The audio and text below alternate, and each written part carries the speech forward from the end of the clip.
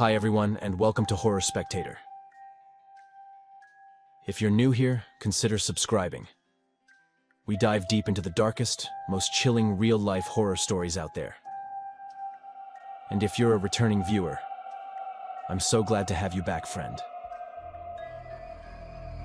Dim the lights, get comfortable, and let's head back into the mountains. And remember, viewer discretion is advised.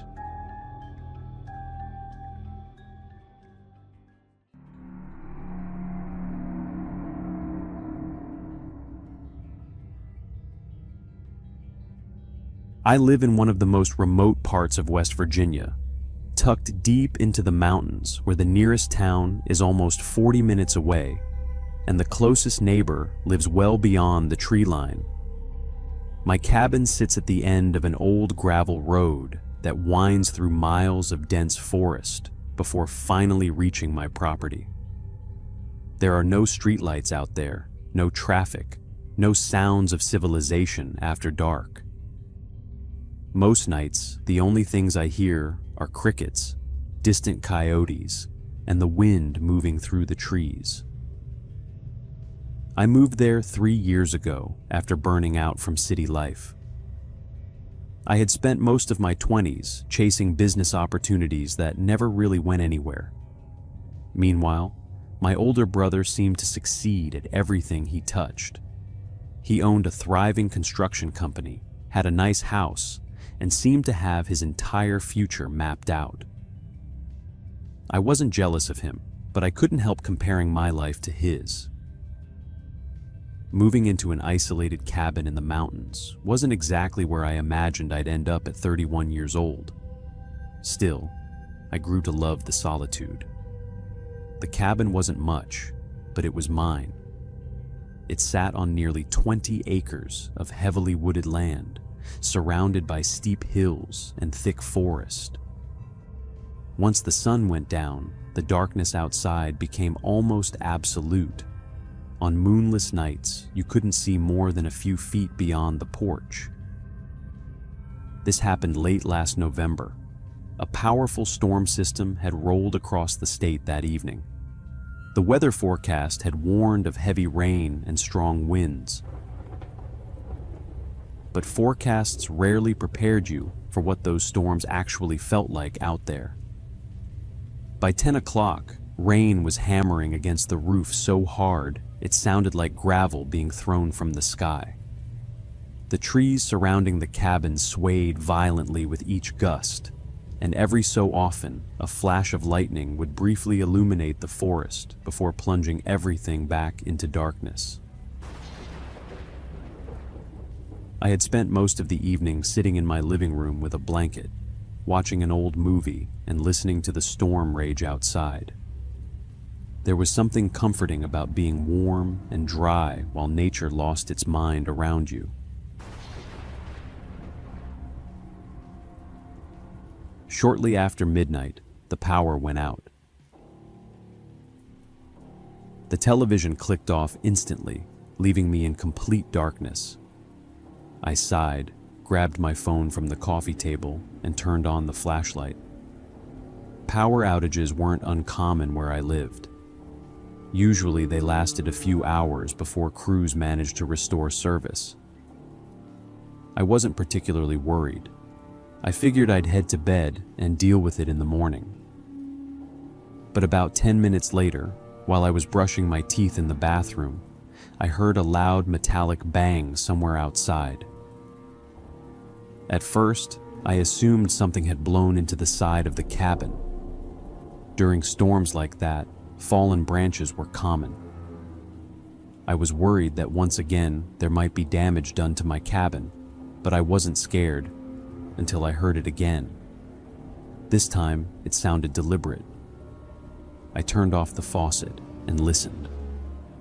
The storm continued howling outside, but beneath it I heard something else.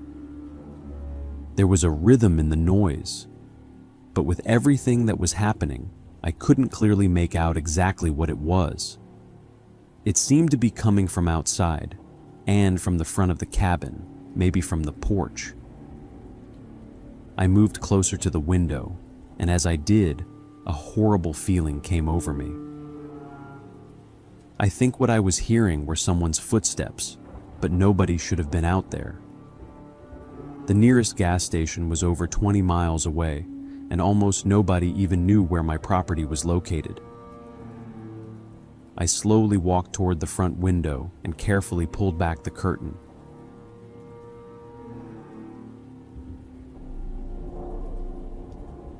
At first, I saw nothing except rain.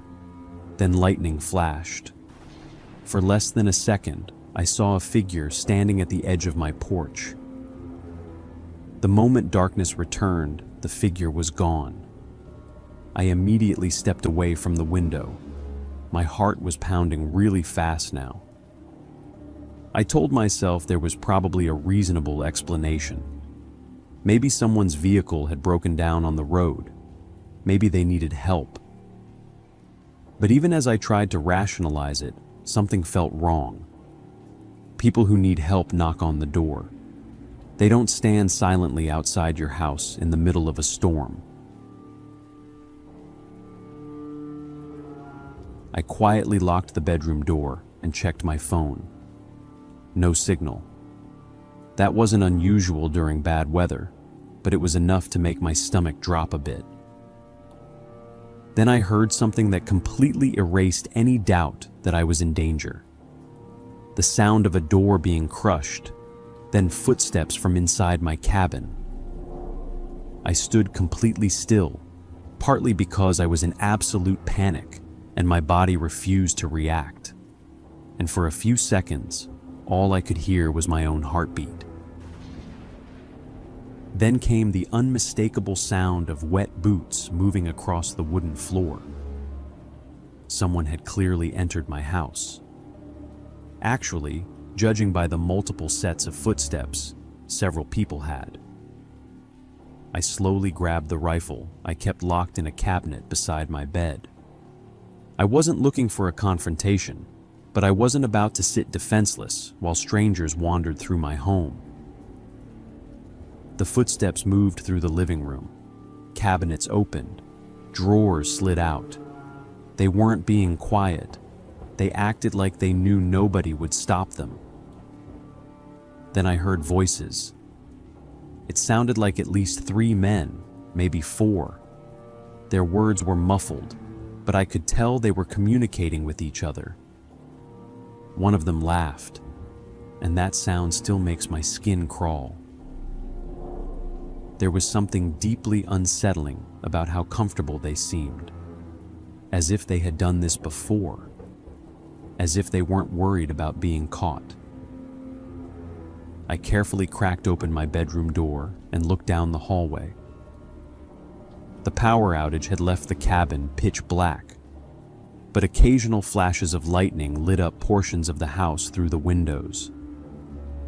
During one of those flashes, I saw them. 3 men wearing dark rain jackets. One carried a flashlight. Another appeared to be carrying a crowbar. The third was standing near my kitchen, looking directly toward the hallway. I instantly pulled the door shut. A second later, I heard footsteps moving in my direction. I didn't wait. The back of my cabin had a small utility door leading outside. I threw it open and ran into the storm. Rain hit me like a wall. The ground was already turning to mud beneath my boots. And it was hard to keep my balance between the absolute darkness and the uneven ground. I sprinted through the darkness toward an old logging trail that crossed my property. Branches slapped my face and water soaked my clothes within seconds. Several times I nearly fell down the steep hillside. Behind me, I could hear shouting. They had realized I was gone. For nearly 15 minutes, I ran through the woods with no real destination in mind. I just needed distance between myself and the cabin. Finally, after climbing onto higher ground, my phone picked up a weak signal, and I immediately called 911. The dispatcher kept telling me to stay calm while deputies were sent to the property, but it took almost 40 minutes for law enforcement to reach the area. That's the reality of living somewhere that remote. By the time they arrived, the intruders were gone. The front door had been forced open. Several firearms, cash, tools, and electronics had been stolen. The deputies believed the men had probably been watching the property for some time. They likely knew I lived alone and waited for the storm and power outage to provide cover. As you can imagine, I didn't go back to living in that cabin for months. My brother let me stay with him. But eventually, I had to return, and even today, I still live in this cabin. Most nights are peaceful, but whenever a storm rolls through the mountains and the power flickers, I find myself staring into the darkness beyond the windows, wondering whether someone might be standing out there again, watching from the trees. Meanwhile, I have a much safer cabin than I did back then. It's no longer so easy to break down the front door. I built a tunnel under the cabin that cost me a fortune, but it allows me to escape if someone breaks in, or to wait in a safe, impenetrable place until the police arrive. I hope nothing like that ever happens again, because once was traumatic enough. But if it does happen, they won't catch me unprepared.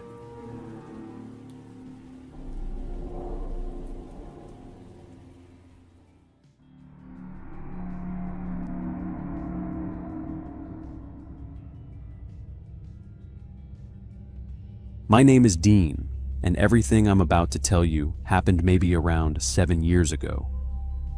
It was easily the most traumatic period of my life, and honestly, I don't think I've managed to connect all the dots even now.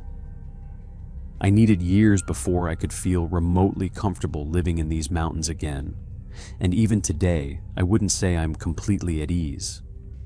There are still nights when I hear something outside, or catch myself staring into the woods longer than I should, and my mind goes right back to that time.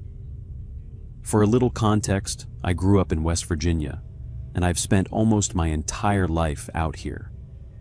Isolation was never something that bothered me because it's all I ever knew. My parents owned a huge piece of land that sat completely by itself. No nearby neighbors, no traffic, no kids my age running around. I pretty much grew up alone. I entertained myself with whatever I could find and didn't have much interaction with other people outside of my family. Because of that, I never developed any fear of being by myself or living somewhere remote. If anything, I became more comfortable with solitude than I ever was around crowds. The only time in my life that I really stepped away from that was when I turned 18. I went through a rebellious phase and convinced myself I needed to get out of West Virginia. To me, it felt like a place with nothing to offer someone my age, especially somebody who never went to college.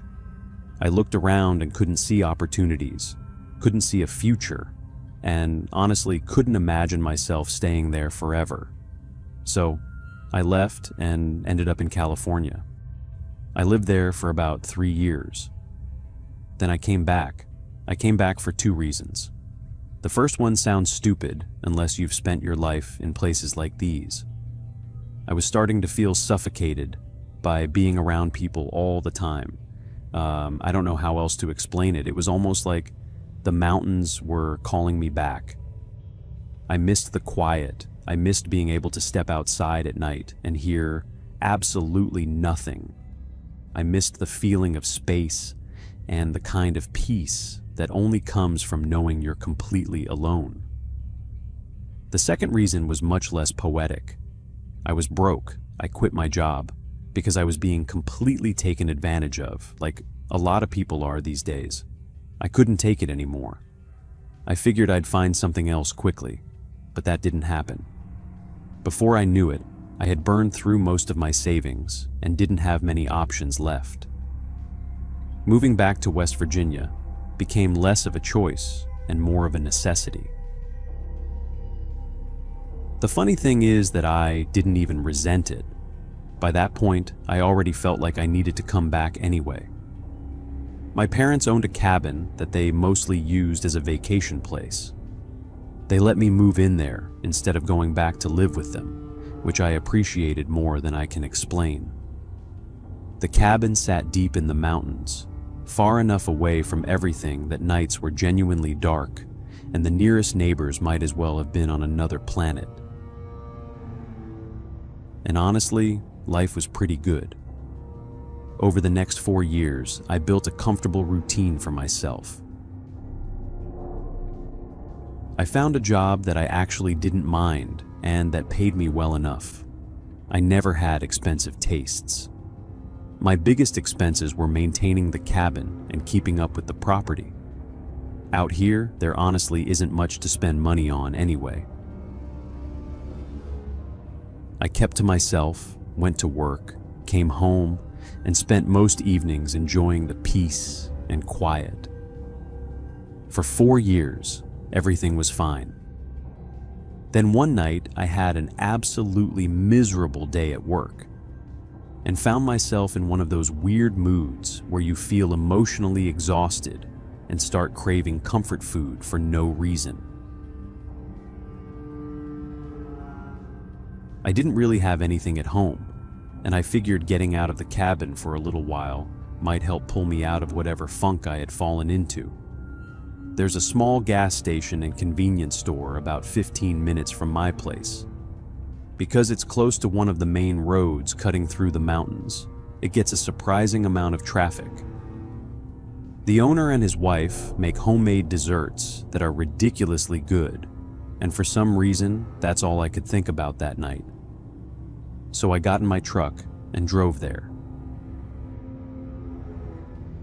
I knew the guy behind the counter pretty well by then, and we ended up chatting for a while. He asked how work was going, I complained about my day, and it was honestly just a completely normal conversation.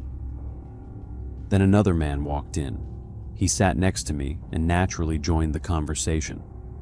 At first he seemed perfectly pleasant, one of those people who can talk to anyone within 5 minutes of meeting them. He was friendly, funny, and honestly pretty easy to talk to. I didn't get a bad feeling from him at all. If anything, I remember thinking he seemed interesting. Then at one point, he touched my arm. It wasn't anything aggressive. It just felt different. A little later, he said something that made it pretty clear he was flirting with me.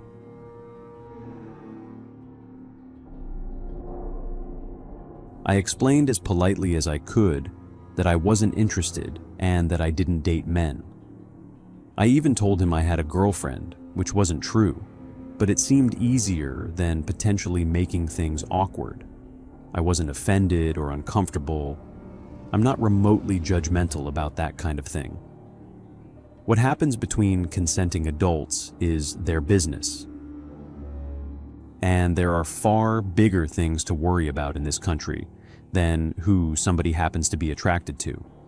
So, I kept the whole thing as casual as possible. The problem was that he didn't really seem to understand what I was saying. Throughout the rest of the evening, he kept making comments that forced me to repeat myself more than once. I remember eventually laughing a little and saying something like, "Look, I really think you're interested in me, and honestly, I'm flattered, but I'm straight. I'm just not into guys." Again, I tried to keep the tone light. Eventually, I decided it was time to leave.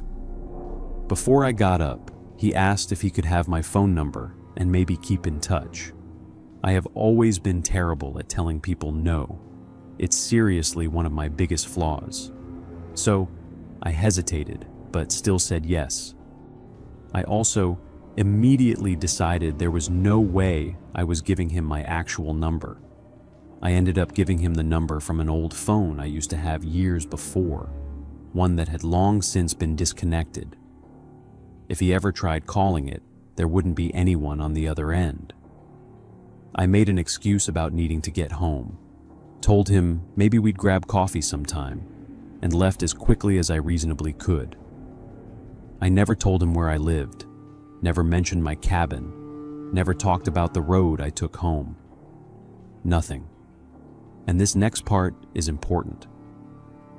The drive back to my cabin takes about 15 minutes and cuts through an incredibly isolated section of mountain road.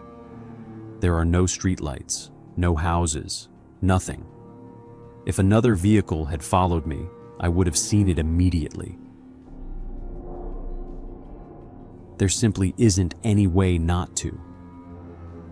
That night, nobody followed me home. At least, that's what I believed. 4 days later, I woke up in the middle of the night because I heard something inside my house. At first, I honestly thought it was the neighborhood cat. There's this orange cat that hangs around my property all the time. I've tried more than once to bring him inside permanently because this area is full of predators. I live way out in the woods, the kind of place where hearing coyotes at night isn't unusual, and where you occasionally see bear tracks near the edge of your property. I always felt bad for him being out there alone. I leave food and water outside every day, and in a weird way, I've kind of adopted him, even if he clearly doesn't see things that way. He'll come inside sometimes if the windows are open, wander around for a bit, and then leave again. The second he realizes he's trapped indoors, though, he completely panics until I open everything back up. So when I woke up to the noise that night, I didn't feel afraid. If anything, I was mildly annoyed. I figured he'd gotten inside again and knocked something over. I got out of bed with the sole intention of opening a window or a door so he could leave. Then I started walking downstairs. I remember being halfway down the staircase when I looked toward the living room and immediately froze. One of the windows was wide open, and there was a man climbing out of it. The second he saw me, he moved faster. He practically launched himself through the window, landed outside, and disappeared into the woods. I don't think I've ever gone from half asleep to fully awake that quickly in my entire life. I just stood there for several seconds. Nothing made sense. Since moving there, I'd never had anyone try to break into my house. I'd never been robbed. I'd never even had someone accidentally pull into my driveway because it's that isolated. You're tucked so deep into the mountains that people don't simply end up there by mistake. What terrified me wasn't losing property. It was the realization that someone had been inside my house while I was asleep. I turned on every light in the place, every single one. I checked every room, every closet, every window, every door. I expected to find something missing. My wallet, my laptop, my television, anything. Nothing was gone. I called the police immediately. They arrived, searched around the property, took my statement, and looked through the house. I remember telling them I was almost certain I had locked everything before going to bed because I'm obsessive about checking doors and windows at night. Still, I gave myself room to doubt it. Maybe I'd forgotten a window. Maybe I'd been distracted. Maybe I was remembering incorrectly. The officers told me to contact them if I realized anything had been stolen. That should have been the end of it. But it wasn't. The real nightmare started the following night. It was around 1 in the morning. I'd been downstairs playing video games for a while because I couldn't relax enough to go to sleep. Eventually, I got tired, turned everything off, and headed upstairs. I pulled back my blankets, and there was a photograph lying on my bed. It was a picture of me sleeping. I knew instantly it had been taken the previous night. I was wearing the same t-shirt I'd slept in after making dinner. I'd accidentally spilled tomato sauce on it earlier that evening, and had simply wiped it off with a paper towel because I was too lazy to change. I remember thinking I'd wash it in the morning. The stain was visible in the photograph. I cannot properly explain the feeling that went through my body. It was like every muscle suddenly stopped working. The man hadn't entered my house to steal anything. He had stood next to my bed while I slept. He had taken a picture of me, and then he had left it there for me to find. I don't even know how I didn't wake up. I didn't sleep that night. I called the police again and handed over the photograph. Given everything that had happened, they agreed to keep a patrol car occasionally checking the area during the overnight hours. For almost 2.5 months, nothing happened. Then I came home from work one afternoon and found another photograph taped to my front door. Again, it was a picture of me sleeping. I didn't know when it had been taken, but it seemed recent because I'd gotten a new haircut only a few weeks earlier. Written across the photograph were words asking if I had missed him. I felt this wave of cold run straight through me. I looked around the property. I looked toward the tree line. But there was nothing. I immediately went inside, locked everything, and called the police. That same day, I finally did what my father had been telling me to do for years. I bought security cameras. I installed them everywhere. I also changed every lock in the house because by then I had started wondering whether this person somehow had a key. There was never any sign of forced entry. No broken windows, no damaged doors, nothing. I started sleeping less and less. Days would go by and I'd convince myself it was over. Then another photograph would appear. Always me sleeping. Always recent. I can't properly describe how psychologically exhausting that became. I barely slept. Every creak in the house made me jump. Every sound outside sent me to the windows. Friends started staying over because I couldn't stand being alone anymore. Nothing ever happened when someone else was there, only when I was by myself. And it was almost always after several sleepless nights, when I was so exhausted that I'd finally crash. What puzzled me the most was that I spent hours of my life watching the cameras, and not once did any of them capture someone on screen. In one of the recordings, I think I can see a shadow of someone walking at the edge of the frame, but I'm not completely sure.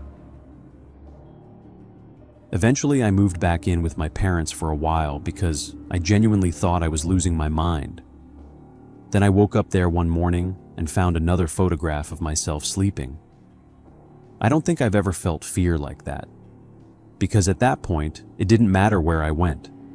Whoever this person was could find me anywhere. Eventually, I snapped. One night, I decided I wasn't going to sleep.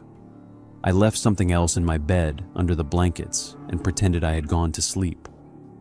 I sat in the darkness and waited. I don't know how many hours passed, but then I saw him. He walked into my room as if he belonged there. I remember every hair on my body standing up. He didn't move like a burglar. He wasn't in a hurry, and he wasn't nervous. He simply stood beside my bed and watched.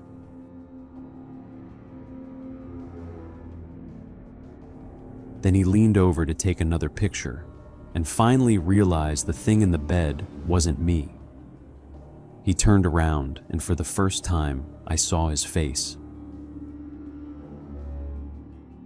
I recognized him immediately. It was the man from the gas station. The man I'd met months earlier while buying dessert. The man I'd politely rejected. He looked furious, and then he ran. Honestly, by then, I wasn't afraid anymore. I was angry. That man had stolen months of my life. He'd made me afraid to sleep, afraid to be alone, afraid inside my own home. So I chased him outside. I caught up to him as he was climbing over my fence. I fired one shot and hit him in the foot. I had absolutely no intention of killing him. I wanted him to stop. I wanted him to know that I wasn't going to spend another night living in terror because of him. And apparently it worked. That was 7 years ago. I've never received another photograph. I've never found another note, and I've never seen him again. I still don't know who he really was. I don't know how he found my house, how he kept getting inside, or why he became so obsessively fixated on me after one brief interaction at a gas station. All I know is that a complete stranger managed to steal years of peace from my life. And even now, 7 years later, I still double-check my doors before going to bed. I still look at my bedroom window sometimes before turning off the lights. And every once in a while, when I wake up suddenly in the middle of the night, there's still this brief moment where I expect to find another photograph waiting for me.